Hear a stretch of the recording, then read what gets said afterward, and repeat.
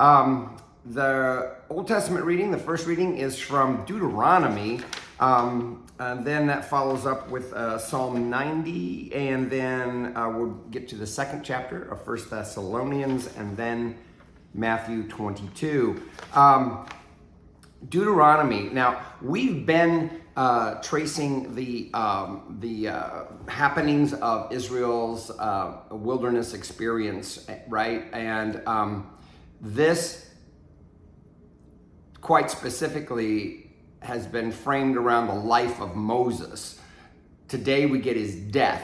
If you remember, goodness gracious, when we started this story arc, there was we had the first story with Moses being born, basically. Well, today he dies. Chapter 34 of Deuteronomy. Now, we have not been in the book of Deuteronomy. Deuteronomy 34, verses 1 through 12, is the entire last chapter of Deuteronomy. It starts out saying, Moses went up from the plains of Moab to Mount Nebo to the top of Pisgah, which is opposite Jericho. Now, if you're reading through the Torah, the 5 books of Moses, right? Genesis, Exodus, Leviticus, Numbers, Deuteronomy. If you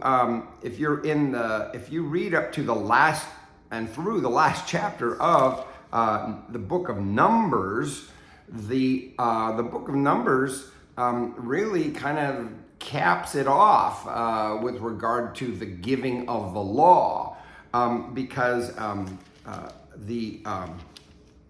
they're actually already in that area that in the plains of Moab, okay, which is just the other side of the Dead Sea. It's like they're on the precipice of entering the promised land, right? Well, when the book of Numbers, remember that's the immediate book before Deuteronomy,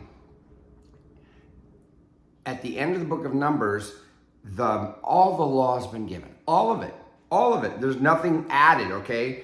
And it's capped off with this sentence, the last sentence of the last verse of the book of Numbers. These are the commandments and the ordinances of the Lord, that the Lord commanded through Moses to the Israelites in the plains of Moab by the Jordan at Jericho. And then the book of Deuteronomy is entirely a restatement. There, the setting is Moses is like rehashing all that. So if the book of Deuteronomy is really just one long speech of Moses. And then when we come to the last chapter of the book of Deuteronomy, he dies. Then Moses went up from the plains of Moab to Mount Nebo to the top of Pisgah, which is opposite Jericho, and the Lord showed him the whole land. This is going to be quite a vision. Stay tuned. Gilead, as far as Dan, that means he saw all the way up there to where basically Galilee was, and north of Galilee. Really? I don't know that you can see that far from there. All Naphtali, another northern area there in the Galilean area. The land of Ephraim and Manasseh, that's now the present day, like the West Bank area. All the land of Judah, as far as the western sea, that's Mediterranean. Not so sure you can actually see the Mediterranean from there, but anyway. The Negev and the plain. The Negev, that's the desert. So it's like a sweeping look from north to south, and it's not something you can necessarily see from that vantage point. But the idea is God is giving him a view of what the promise is to the people. Okay, that is the Valley of Jericho, the city of palm trees, as far as Zoar. The plain is that area. There's a flat area right next to the Dead Sea before it gets into the mountainy area, and there's and it's used for a lot of agriculture today. And the Valley of Jericho, Jericho is there's a lot of palms in Jericho. It's a beautiful city. It's kind of like a beach kind of a city, because people go there to go to as a stopping off point to go to the Dead Sea. And there's a lot of people who like to do beach stuff at the Dead Sea. Yes, even today, it sure happens.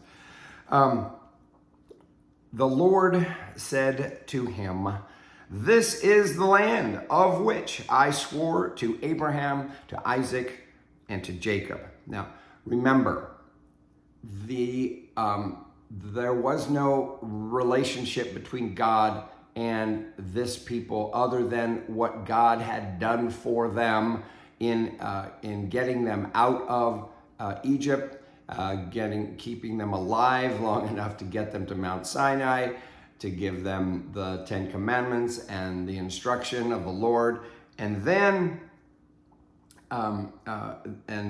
the promise is the land, right? A homeless people will have a home. Okay, this is the upshot of all of that.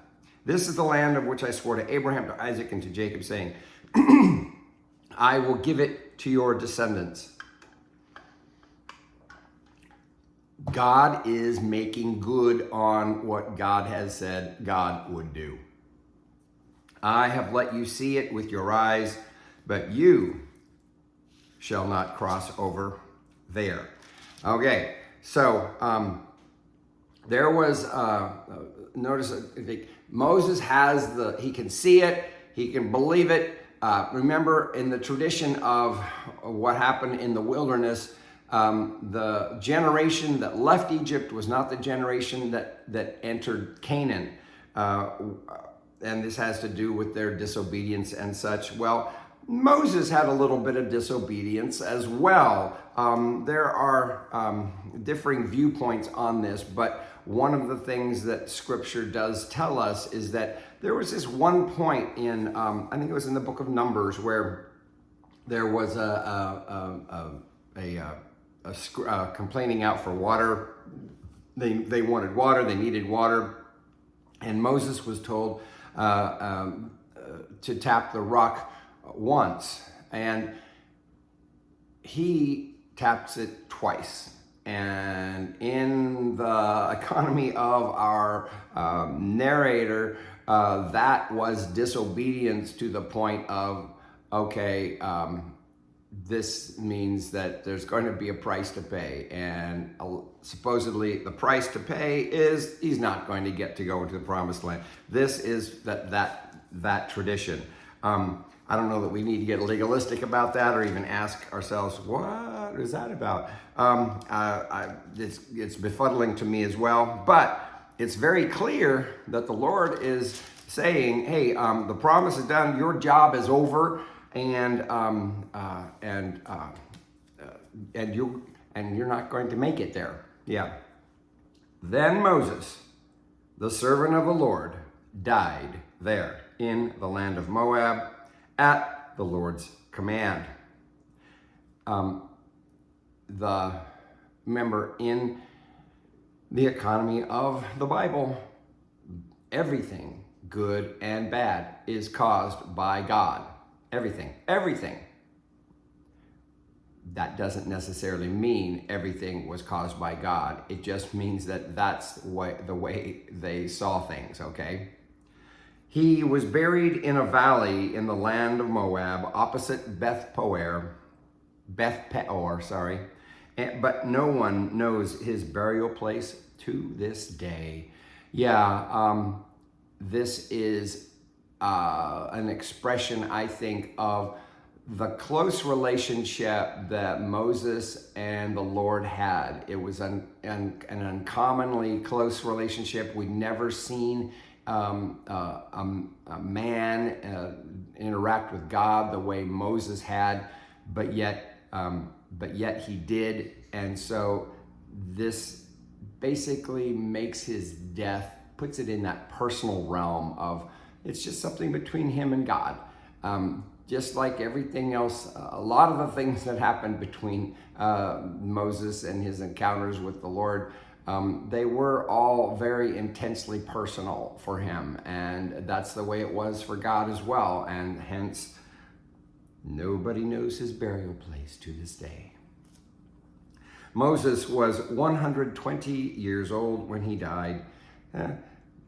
Who knows if that's really a real number? It's certainly a nice little a symbolic number, if nothing else, right? 12 to times 10 to the first power. You know, it's like, okay, 120 so it's a multiple of 12 and the 12 tribes and all of that. And anytime you take the number 12 and you multiply it by anything, you're intensifying it. So it's a statement of completion, a statement of completion.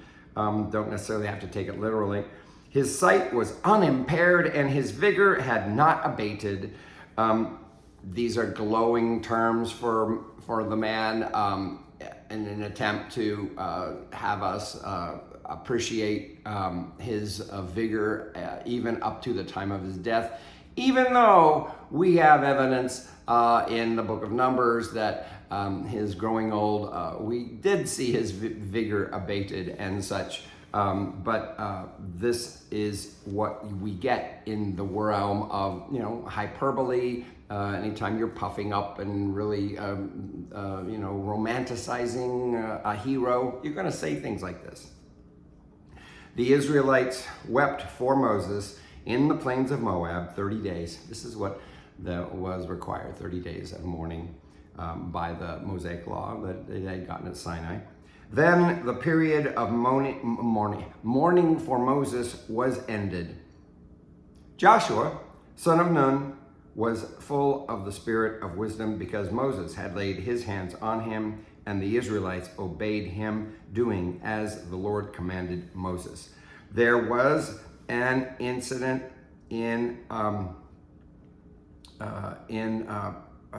earlier in the book of Numbers where Moses had already designated Joshua as this person who would carry on, after him. So it's like he was already being groomed. So this wasn't a new thing. He had already been designated as his successor. And now we have this phrase here. Comes as something that, let me just read it first. Never since has there arisen a prophet in Israel like Moses, whom the Lord knew face to face. He was unequaled for all the signs and wonders that the Lord sent him to perform in the land of Egypt against Pharaoh and all his servants and his entire land, and for all the mighty deeds and all the terrifying displays of power that Moses performed in the sight of all Israel. This is precursor to, it's like what a messianic expectation is built on, right? That we definitely see Jesus fulfilling on, right? But unequaled, up to then he was unequaled, right? This sets the standard for what it means to be with God. Moses is never described as the Son of God, but he is described as a prophet, and a prophet with no parallel, okay? And he acted as priest, okay? For the most part, I acted as priest in his intercessions he made. So Moses, with his death, he is our narrator is placing him as a standard bearer. It's like this is the standard, and when messianic expectations started to develop then during the Davidic time and the post-Davidic time, they started to look upon what Moses did with him as messianic in nature, and so consequently that starts to get wrapped into the messianic expectation. And then of course we in our Christian tradition, see Jesus as fulfilling that. Yes? So that's the end of the Moses story, okay? We'll move on from there next week. But the psalm that we have in Psalm 90 is written. There's actually, a lot of psalms have a superscription. A superscription is something that is not necessarily versificated. Is that a word? But it's something that's in the text, but depending upon like the older translations, I think they actually did include that in the versification. And then the later ones, they realized, oh, that's not actually a psalm. That's just it's like a footnote or we would call it a superscription because it's something that comes at the beginning, right? Well, this one, Psalm 90, actually says a prayer of Moses, okay? The man of God. A prayer of Moses, the man of God. Now, these superscriptions, most of the superscriptions that we have, by the way, in the Psalms, talk about David. There's other people other superscriptions besides David. Moses here is one of them, but there's a lot of people that we never even heard of, okay? But that's how the tradition of Davidic authorship of the Psalms got put together. What that doesn't necessarily mean when a person's name is mentioned in the superscription, that doesn't mean they wrote it, okay? It could mean that it was written in the spirit of that person reflecting a certain time. That's what this certainly does if we understand this superscription with a prayer of Moses, the man of God. It's as though we hear Moses speaking from the context of what we know about his life, especially with his death. Verses 1 through 6 and then 13 to 17. Lord, you have been our refuge from one generation to another.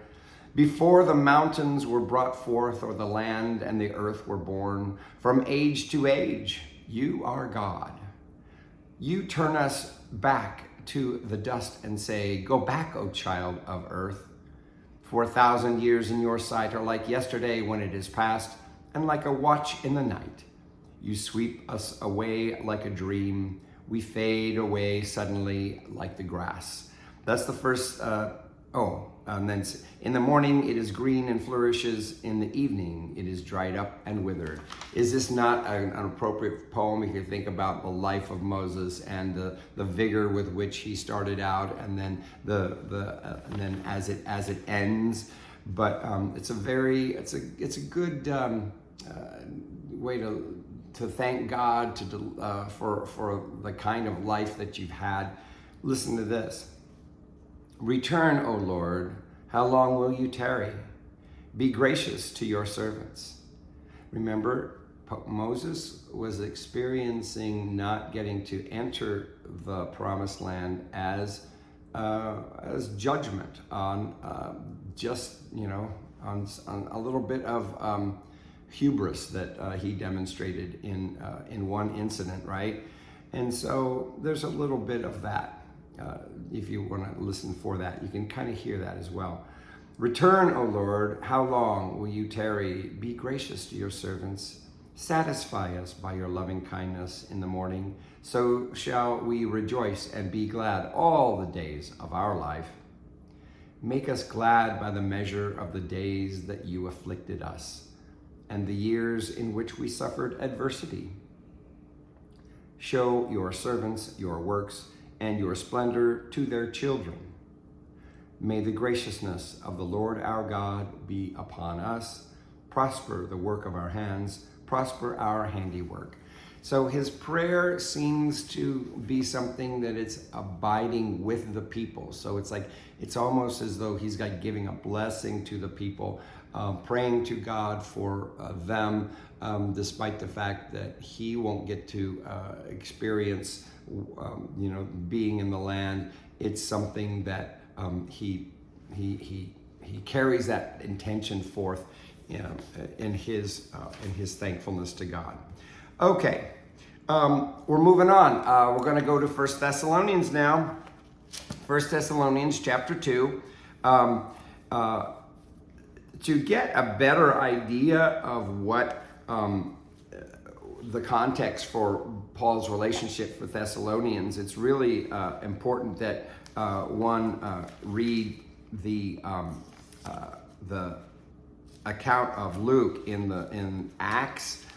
In Acts, like chapter 17, it actually tells of his time in Thessalonica. Now, before that, it mentions his time in Philippi and what happened. Well, he refers to that thing that happened in Philippi, and it wasn't good. Okay, let's just put it there. It wasn't good. And then what happened in Thessalonica? You know what? It also wasn't good. It did not end well. In fact, he had to be spirited out over in the cover of night, and they to hide because he was upsetting some people, right? Well, this is in the background of what Paul is then saying to the Thessalonians in this letter, especially the second chapter. The first chapter was mostly a greeting and opening. The second chapter is where we find him actually getting into the body of the letter. So here we go in verses 1 through 8 of 1 Thessalonians chapter 2. You yourselves know, brothers and sisters, that our coming to you was not in vain, but though we had already suffered and been shamefully mistreated at Philippi. So he's saying, you know, our coming to you was not. They had a positive outcome of what they did, but it ended badly, right? And at Philippi, I think what happened at Philippi, that was the place where there was a woman who was proclaiming, "These are the men who proclaim to you the way of the Most High God," or something like that. And Paul found it annoying, and he basically cast a demon out of her, exorcised a demon from her, and so therefore the people who made money off of her couldn't make money off of her anymore, and so they were upset, and that's why they drove him out of town. That's what happened in Philippi. In Thessalonica, something else bad happened, and we might see clues as to what that was here shortly. As you know, we had courage in our God to declare to you the gospel of God in spite of great opposition. One of the things that we learn about Paul's trip to Thessalonica is that he went to the synagogues and he preached in the synagogues. Well, what happened? They got upset with him there. In fact, you know what? Let's take a look at that just a little bit, because it's not a lot of reading. Okay, here, Acts 17. It's only like about 9 or 10 verses. After Paul and Silas had passed through Amphipolis and Apollonia, they came to Thessalonica, where there was a synagogue of the Jews. And Paul went in, as was his custom, and on 3 Sabbath days argued with them from the scriptures, explaining and proving that it was necessary for the Messiah to suffer, to rise from the dead, and saying, "This is the Messiah, Jesus, whom I am proclaiming to you." Some of them were persuaded and joined Paul and Silas, as did a great many of the devout Greeks, and not a few of the leading women. But the Jews became jealous, and with the help of some ruffians in the marketplace, they formed a mob and set the city in an uproar. While they were searching for Paul and Silas to bring them out to the assembly, they attacked Jason's house. When they could not find them, they dragged Jason and some believers before the city authorities, shouting, "These people have been turning the world upside down, have come here also, and Jason has entertained them as guests. They're all acting contrary to the decrees of the emperor, saying that there is another king named Jesus." The people and the city officials were disturbed when they heard this, and after they had taken bail from Jason and the others, they let them go. That very night, the believers sent Paul and Silas to Berea, And when they arrived, they went to the Jewish synagogue. Now, and these Jews were more receptive than those in Thessalonica, for they welcomed the message very eagerly and examined the scriptures every day to see whether these things were so. So the time in Thessalonica was it only says 3 Sabbath days, okay? I guess 3 consecutive Sabbath days, so it means he was only there about 3 weeks. But they got upset, and it does appear to have started out with the Jewish people, because when you're going to say, hey, your Messiah is here and his name is Jesus, and you're like not ready for it, I guess you could get upset, right? And you saw how they acted. Well, that's at the root of this conflict, right? As you know, we had the courage in our God to declare to you the gospel of God in spite of great opposition. Now I'm back in Thessalonians, okay? This is what he's saying back to them. For our appeal does not spring from deceit or impure motives or trickery. It is, what's a word for it? A good conclusion, a logical conclusion you could come to of asking, like, well, what were they being accused of? What was it? Well, probably these things that Paul says that they didn't do, right? Deceit. They're probably being accused of deceit or impure motives or trickery, right? All of those things are in the wheelhouse, in the realm of possibility. When you're going into the synagogues and you're arguing from the scriptures about, how the Messiah, because there was a lot of kickback on his message, okay? But just as we have been approved by God to be entrusted with the message of the gospel, even so, we speak not to please mortals, but to please God who tests our hearts. So he's like saying, I was speaking the truth, and they didn't like the truth. The truth was upsetting, and that meant that we were being falsely accused of saying bad things and putting us into rolling us up in a lot of those traveling Greek philosophers. There were traveling Greek philosophers back in the day who would collect money for what they did, and the opposition that didn't like them basically were thinking of Paul in those lines, okay? Look at this. As you know, and as God is our witness, we never came with words of flattery or with a pretext for greed, see, like the Greek philosophers that they knew of in that area. Nor did we seek praise from mortals, whether from you or from others. Yeah, though we might have made demands as apostles of Christ.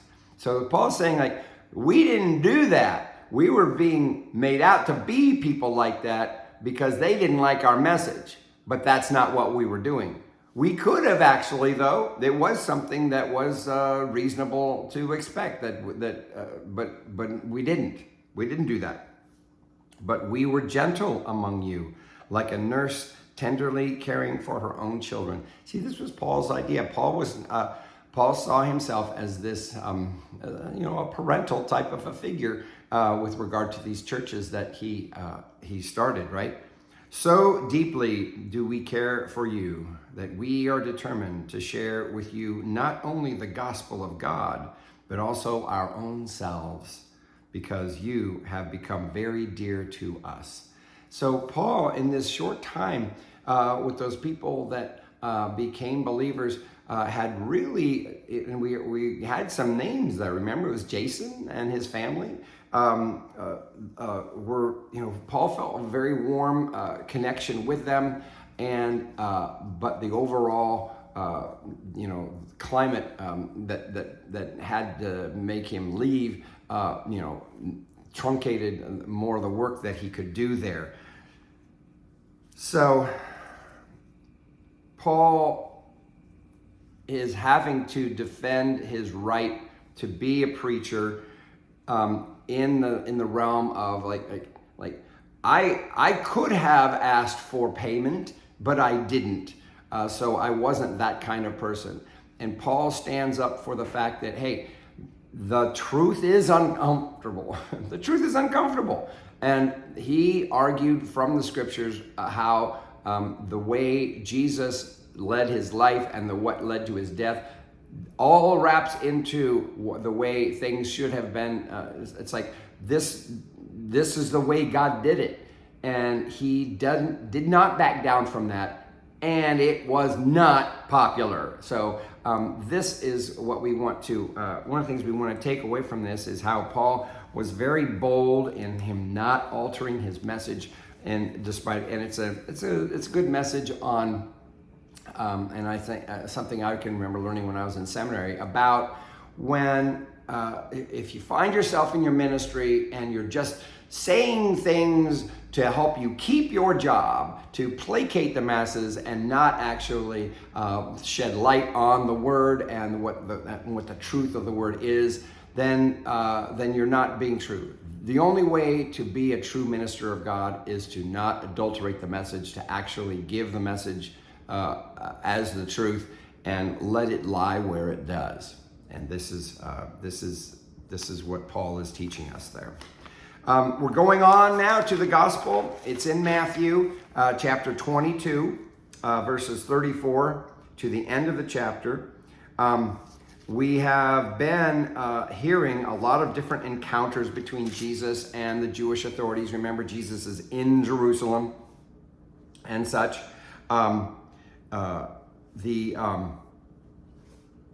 In the temple area as well, right?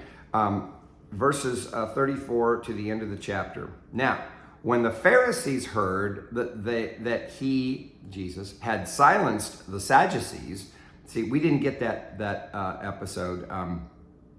There was an episode between last week's reading and this week's reading where the Sadducees came to him and then asked him a hypothetical question about the Torah. Here, the Pharisees do the same. The Sadducees were by the way, they were different from the Pharisees in that they were a priestly people. They were like people who worked in the temple and such. Okay, the Pharisees and after the destruction of the temple, the Sadducees really lost their livelihood because there was no temple to do their work. But the Pharisees, those are the people who thrived, especially after the fall of the temple, because of the fact that the synagogues, that was their bailiwick for the Pharisees.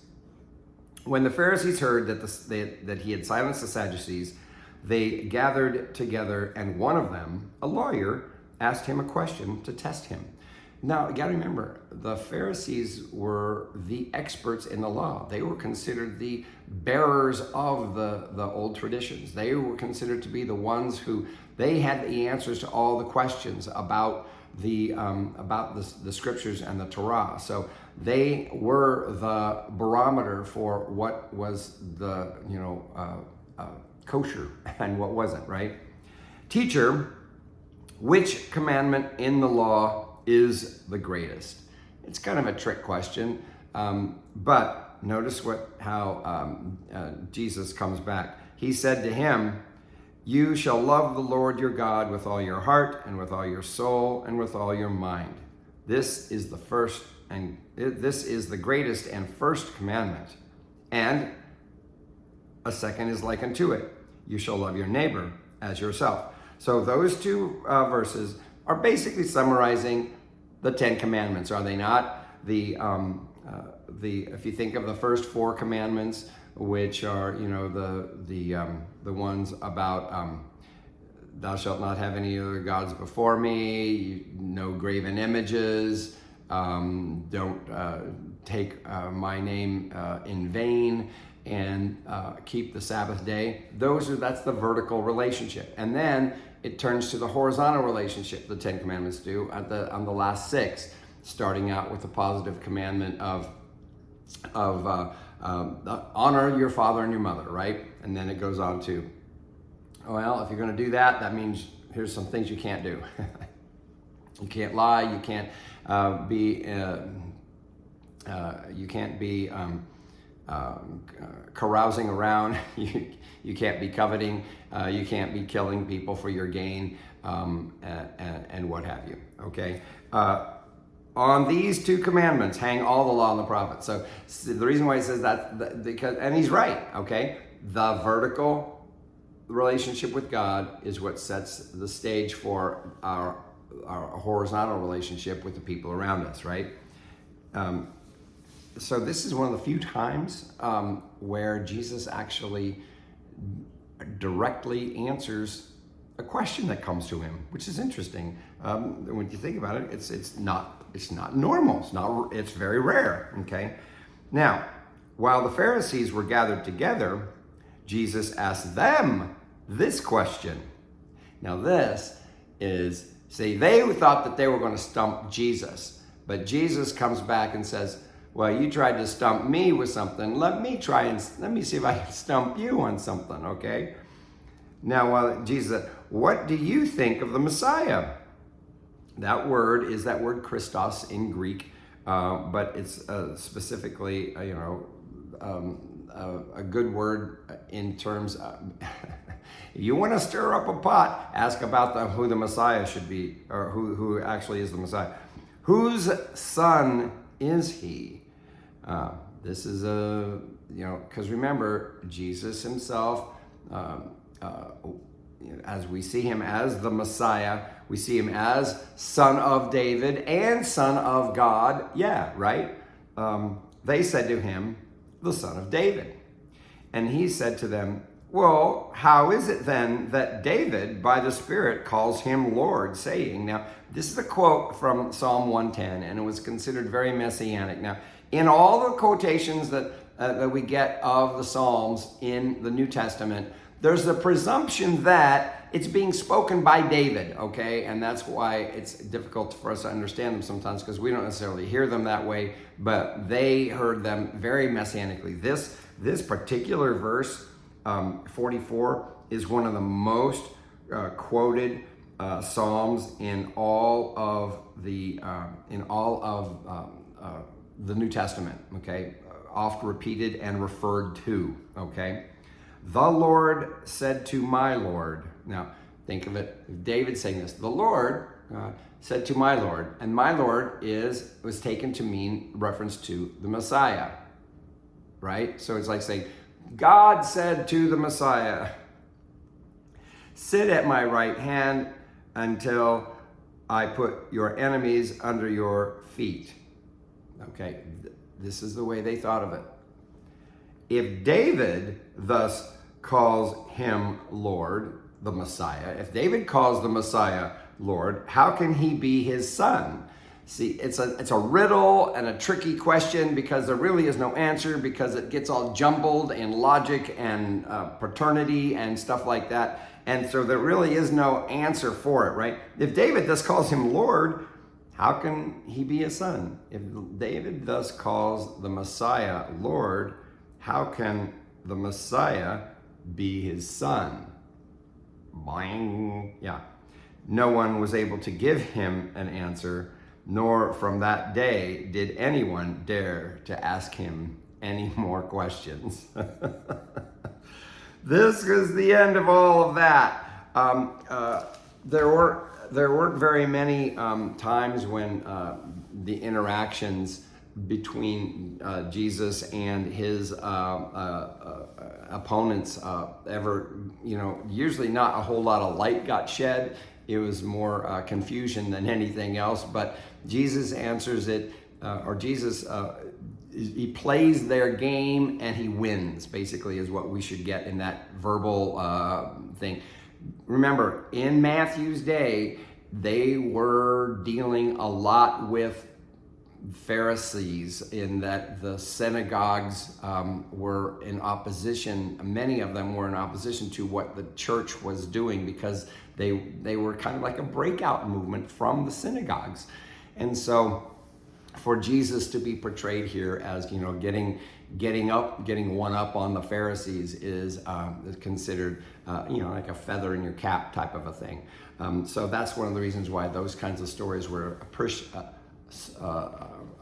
particularly appreciated in the Matthew's church days.